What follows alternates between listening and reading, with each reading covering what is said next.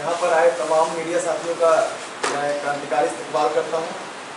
आप सारे लोगों ने देखा इस साल की जो पिछला साल है उसकी शुरुआत होती है अम्बेडकर पेरियार स्टडी सर्किल पर हमले के साथ। एक ऐसा स्टडी सर्किल जो सोशल जस्टिस के मुद्दे को डिस्कस करना चाहता था, अम्बेडकर और पेरियार की आइडियोलॉजी को डिस्कस करना चाहता था। भाजपा सरकार अपनी हाई हैंडेडनेस में कुछ चंद लीडर्स में वहाँ के जो ABVP के लोग थे उनके द्वारा रिकमेंड किए जाने पर उस पर बैन लगाने की कोशिश करती है, लेकिन उस समय भी सारा कैंपस, देश के सारे कैंपस खड़े होकर उसको फाइट बैक करते हैं। वो लड़ाई धीरे धीरे पहुंचती है FTII में, जब भाजपा का एक चापलूस आदमी वहाँ पे बिठाया जाता है और उसको उसका डायरेक्टर बनाया जाता है बिना उस वहाँ पे पढ़ने वाले स्टूडेंट्स की इच्छा का सम्मान किए हुए। वहाँ के लोग भी लगातार ये नारा देते हैं कि जिनको हमने चुना है वही कहते हैं सवाल पूछना बना। इस तरह से तमाम डेमोक्रेटिक स्पेसेस पे हमला होता है। वो लड़ाई हमारे कैंपस, जिसमें मैं पहले स्टूडेंट भी रहा हूँ, यूनिवर्सिटी ऑफ हैदराबाद पहुँचती है। यूनिवर्सिटी ऑफ हैदराबाद के 5 अम्बेडकर स्टूडेंट एसोसिएशन के छात्रों को केवल बीजेपी के कुछ जो बीजेपी का स्टूडेंट विंग है, RSS का स्टूडेंट विंग है, ABVP, उसके कहने पे केवल उसकी झूठी शिकायतों पे निकाल दिया जाता है। लगातार उनके बार बार कहने पे जो साथी रोहित वेमुला, जिनको सांस्थानिक हत्या का शिकार होना पड़े, उनको बार बार लेटर लिखने के बावजूद भी इस चीज़ को नहीं माना जाता है। और केवल ये मार्जिनलाइजेशन, केवल उनका जो इंस्टीट्यूशनल मर्डर था उसको केवल एक हथकंडे से नहीं किया जाता है, उनकी फेलोशिप रोक दी जाती है, उनको तरह तरह से प्रताड़ित किया जाता है। और एक ऐसा हम माजरा देखते हैं, एक ऐसा मंजर देखते हैं जिसमें रोहित वेमुला को अपनी जान गंवानी पड़ती है, रोहित वेमुला को अपनी जान देनी पड़ती है और पूरा संस्थान इस चीज़ को बड़ी ही सरलता से होल्ड कर लेता है। लेकिन वहाँ के स्टूडेंट चुप नहीं बैठते हैं। रोहित वेमुला को लेकर जबरदस्त आंदोलन पूरे देश में फैलता है। आप सारे लोगों ने देखा उसके पहले ऑक्यूपाई UGC के मामले में, जहाँ पे जो गवर्नमेंट, जो ABVP कह रहा है कि हम पिछले साल से कह रहा है कि हम आपकी फेलोशिप बढ़वाएंगे, छात्रों को बरगलाते हुए लगातार ये कह रहा है, वहाँ पे छात्रों की फेलोशिप कम कर दी जाती है, खत्म कर दी जाती है, ऐसा फरमान आ जाता है और देश भर के छात्र आके प्रोटेस्ट करते हैं। वहाँ पे जब छात्र प्रोटेस्ट कर रहे होते हैं, ABVP के DU के लंपेन वहाँ पे जाके हमारे प्रेसिडेंट से मारपीट करते हैं, हमारे वाइस प्रेसिडेंट को गाली देते हैं और लगातार पत्थरबाजी करते हैं और इस चीज़ को पूरा कर्टल करना चाहते हैं कि ये सरकार पे हमला हम नहीं करने देंगे। साथियों, सारे लोगों ने देखा कि जो रोहित वेमुला की कहानी शुरू हुई वो केवल वहाँ तक नहीं खत्म हुई। हम ठीक इसी तरह से देखते हैं अलीगढ़ मुस्लिम यूनिवर्सिटी में उसका माइनॉरिटी स्टेटस छीनने की बात की जाती है। कहा जाता है अलीगढ़ मुस्लिम यूनिवर्सिटी के माइनॉरिटी स्टेटस की क्या जरूरत है। बार बार इस तरह के इस्लामोफोबिक व्यू को, बार बार जो कॉमन सेंस बना हुआ है कि माइनॉरिटी कोई अलग टापू का लोग है, उसको हम पर थोपा जाता है, उसको देश में पूरा थोपा जाता है। सुप्रीम कोर्ट से लेकर हर जगह इस लड़ाई को पुश किया जाता है, लेकिन वहाँ के स्टूडेंट भी खड़े होते हैं, हर जगह पे, हर मोर्चे पे उसका विरोध करते हैं।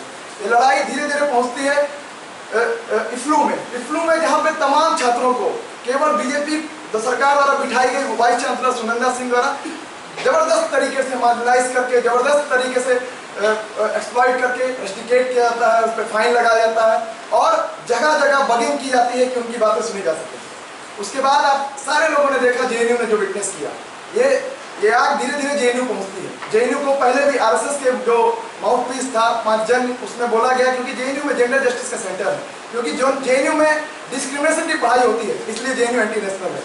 जब वो चीज़ लिखने में नहीं हो पाई तो उसको जबरदस्ती करवाने की कोशिश की गई।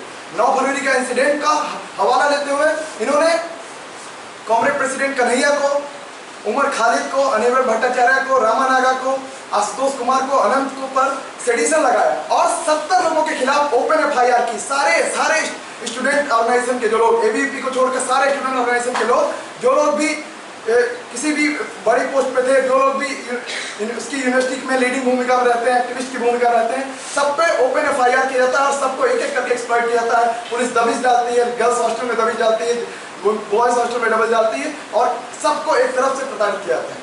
उसके बाद आप लोग देखते हैं JNU कैंपस उठ खड़ा होता है। JNU कैंपस, जिसको अभी साथी मलाइन करके गए हैं, स्टैंड विद JNU की लड़ाई लड़ता है। स्टैंड विद JNU की लड़ाई एक बड़ा संदेश होती है। वो बड़ा संदेश ये होती है कि हम जितनी सारी लड़ाइयाँ हैं देश भर में लड़ी जा रही है, चाहे वो TII की हो, चाहे वो APSC की लड़ाई हो, चाहे वो रोहित वेमुला की लड़ाई हो, हम सारी लड़ाइयों के साथ खड़े हुए हैं और स्टैंड विद JNU का मैसेज पूरे देश में फैलाने की कोशिश की जाती है। बोला जाता है कि ये शट डाउन JNU का कैंपेन जो आज RSS ABVP चलाना चाहता है, ये क्यों है? आज शट डाउन JNU का कैंपस एक पब्लिक फंडेड यूनिवर्सिटी के खिलाफ क्यों चलाया जा रहा है, जिसमें 283 रुपए में हम पढ़ाई कर सकते हैं, जिसमें हम लगातार लड़ के डिप्राइवेशन पॉइंट, ओबीसी रिजर्वेशन और डायरेक्ट पीएचडी में रिजर्वेशन, ऐसी पॉलिसीज को जीतकर इंक्लूसिव कैंपस बनाने की पूरी लड़ाई लड़ते हैं, जिसमें हम जीएस कैश को एस्टेब्लिश करा के जेंडर जस्टिस की लड़ाई को इंश्योर कराते हैं। हम इंश्योर कराते हैं कोई भी लड़की यहाँ पे रात में किसी भी समय निकल सके, हम इंश्योर कराते हैं कि 24/7 लाइब्रेरी की सुविधा दी जाए। और इन सब चीजों की जब हम बात करते हैं तो हम देखते हैं कि तमाम तरीके से आरएसएस के लोग अटैक जारी रखते हैं, तमाम तरीके से इस कैंपस को मलाइन करने की कोशिश की जाती है। अभी साथी दिलीप ने जिस डॉजियर को मेंशन किया, मैं फिर से रिटरेट करना चाहता हूँ, यहाँ के संस्कृत डिपार्टमेंट की टीचर और सीएसएलजी की जो चेयरपर्सन थी अमिता सिंह और तमाम आरएसएस के जो बैठे लोग थे, उन्होंने इस चीज को इंश्योर किया कि कैसे जेएनयू को बेहतर तरीके से बदनाम किया जाता है। और उन्होंने एक डॉजियर बनाया जो अटरली रेसिस्ट डॉजियर है, जो अटरली मतलब एंटी सोशल जस्टिस डॉजियर है, जो एंटी रिजर्वेशनिस्ट डॉजियर है और उस एंटी माइनॉरिटी डॉजियर है, और उसको फैलाने की कोशिश की जाती है। इसी तरह आपने देखा एबीवीपी आरएसएस ने मिलकर किस तरह इस्लामोफोबिया को फैलाते हुए साथी उमर को के खिलाफ पूरे न केवल दिल्ली में गुजरात में उनके वीडियो चलाए, पूरी तरह से एक कॉमन सेंस जो इस्लामोफोबिया का होता है उसको पूरे समाज में और ज्यादा नर्चर करने की कोशिश की और एक तरह से ऐसा मॉब बनाने की कोशिश की कि वो बाहर निकलते तो उनका लिंच मॉब हो जाता। आप देखते हैं तमाम स्टूडेंट्स को, तमाम गर्ल्स स्टूडेंट को बार बार इनके बीजेपी के विधायक, आरएसएस के लोग, प्रोस्टिट्यूट, उनके कपड़ों पे, उनके यहाँ पे जो भी फ्रीडम का कल्चर है उस पर बार बार कमेंट करते हैं। साथियों, इसी के साथ मैं 2-3 बातें और बोलना चाहता हूँ जो बहुत इंपॉर्टेंट है। जब हम कहते हैं कि स्टैंड विद जेएनयू, तो स्टैंड विद जेएनयू की लड़ाई कहाँ ठहरती जाके है? क्या स्टैंड विद जेएनयू की लड़ाई क्या एस्टैब्लिश करती है? हम स्टैंड विद जेएनयू इसलिए कहते हैं क्योंकि जेएनयू में साल दर साल लड़के तमाम पॉलिसियां जीती गई। इसी साल तमाम डेमोक्रेटिक सेक्शन, तमाम प्रोग्रेसिव फोर्सेस के साथ मिलकर हमने ओबीसी रिजर्वेशन को दोनों स्तर पर लागू करने की लड़ाई जीती और मैं सारे कैंपस को धन्यवाद देना चाहता हूँ कि वो लड़ाई हमने सफलता से जीती। इसी साल जब डिप्राइवेशन पॉइंट को स्कैटल करने की कोशिश की जा रही थी, तब हमने डिप्राइवेशन पॉइंट को केवल ना 10 से बढ़ा के 12 किया, बल्कि जो डिप्राइवेशन पॉइंट घटाए जा रहे थे उसको फिर से रिस्टोर भी कराया। इसी साल हमने हॉस्टल में ओबीसी रिजर्वेशन को 27% करवाया और साथ ही साथ 2 महत्वपूर्ण बिंदु जो यहाँ पे हैं, जो वाइवा वॉइस में लगातार डिस्क्रिमिनेशन होता है, जिसकी लड़ाई हम सालों से लड़ रहे हैं, यहाँ पे भी लड़ रहे हैं, कोर्ट में भी लड़ रहे हैं, उसको इंश्योर कराया कि प्रशासन उस पर कमेटी बनाए और अगली एकेडमिक काउंसिल तक उस पर निर्णय ले।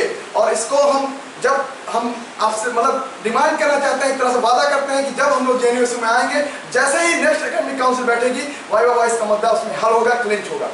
इसी के साथ आपने सारे लोगों ने देखा डायरेक्ट पीएचडी में लगातार रिजर्वेशन को स्कैटल करने की कोशिश की जा रही थी। हम लोगों ने इंश्योर कराया कि एक कमेटी बने जो यहाँ पे 2 स्तर पर लड़ाई लड़नी पड़ती है। जो 2007 से 2011 की ओबीसी रिजर्वेशन की लड़ाई जानते हैं, उन्होंने देखा होगा कि एक बार रिजर्वेशन को लाने की लड़ाई लड़नी पड़ती है, दूसरी तरफ रिजर्वेशन को करेक्टली इंप्लीमेंट करने की लड़ाई लड़ती है और हम लोगों ने इंश्योर कराया। साथियों, अभी आपने देखा कि एक रेप की घटना यहाँ पे घटी है, एक जेएनयू स्टूडेंट ने दूसरे स्टूडेंट के साथ जो रेप किया है और हम लोग इस चीज़ को मानते हैं कि वो आयशा के लीडिंग एक्टिविस्ट थे जिसको हम लोगों ने तुरंत एक्सपेल किया। जेएनयू ने हर मोर्चे पे जाके प्रोटेस्ट किया और हर मोर्चे पे जाके ये इंश्योर कराया कोई भी जेंडर जस्टिस के प्रिंसिपल को कोई हर्ट नहीं कर सकता, चाहे वो अंदर का आदमी हो चाहे वो बाहर का आदमी हो। सबके लिए जेंडर जस्टिस का प्रिंसिपल बेखौफ आज़ादी से जुड़ा हुआ है और जिस तरह से हम हर आदमी के लिए जेंडर जस्टिस इंश्योर कराना चाहते हैं वही है। साथियों, हम लोग आपसे अपील करना चाहते हैं कि स्टैंड विद जेएनयू पैनल, जिसमें आयशा और एसएफआई साथ मिलकर लड़ रहे हैं और भी तमाम प्रोग्रेसिव फोर्सेस हमसे उन्होंने वादा किया कि वो उसमें आएंगे, वो लोग ये लड़ाई स्टैंड विद जेएनयू की उसी मूवमेंट की लड़ाई है जो हम लोगों ने 9 फरवरी के बाद रोहित वेमुला के समय स्टार्ट की थी और तमाम कैंपसेस में जो अभी हमला चल रहा है उसको हम लोग आगे जारी रखेंगे, चाहे वो मानू हो चाहे वो इलाहाबाद यूनिवर्सिटी हो। इसी के साथ मैं अपना पैनल इंट्रोड्यूस करना चाहता हूँ। सेंट्रल पैनल में प्रेसिडेंट पोस्ट पे मैं मोहित, वाइस प्रेसिडेंट पोस्ट पे अमर पीपी, जनरल सेक्रेटरी पोस्ट पे शत्रुपा चक्रवर्ती और जॉइंट सेक्रेटरी पोस्ट पे दबरेज हसन। इसमें हम लोग एक बात बस ऐड करना चाहते हैं कि ये फाइट बैक जेएनयू का पैनल है, ना सिर्फ स्टैंड विद जेएनयू। एबीवीपी को तो हम इस कैंपस से मार भगाएंगे ही, ये जो इंस्टीट्यूशनल नेक्सस आरएसएस का, एडमिनिस्ट्रेशन का और एबीवीपी का है उसको तो हम लोग मार भगाएंगे ही, लेकिन साथ में इस कैंपस में सोशल जस्टिस और जेंडर जस्टिस की लड़ाई को हम लोग आगे ले जाएंगे। हम लोग इंश्योर करेंगे कि वाइवा का वेटेज कम हो, डायरेक्ट पीएचडी में रिजर्वेशन लागू हो, जीएस कैश को स्ट्रेंथन किया जाए। जीएस कैश, अगर ये जो रिसेंट रेप की घटना है ये कुछ दिखाती है वो ये कि ग्रेटर सेंसिटाइजेशन का नीड, जो टीचर्स जीएस कैश में सर्व करते हैं उनको टीचिंग रिलीफ मिले, अगला जीएस कैश का इलेक्शन कराया जाए, वो इस यूनियन का एक बड़ा रिस्पॉन्सिबिलिटी होगा। ना सिर्फ 2 बल्कि 4 स्टूडेंट रिप्रेजेंटेटिव्स हों, ताकि जनरल सेंसिटाइजेशन का काम इस कैंपस में और ज़्यादा बढ़े। शुक्रिया।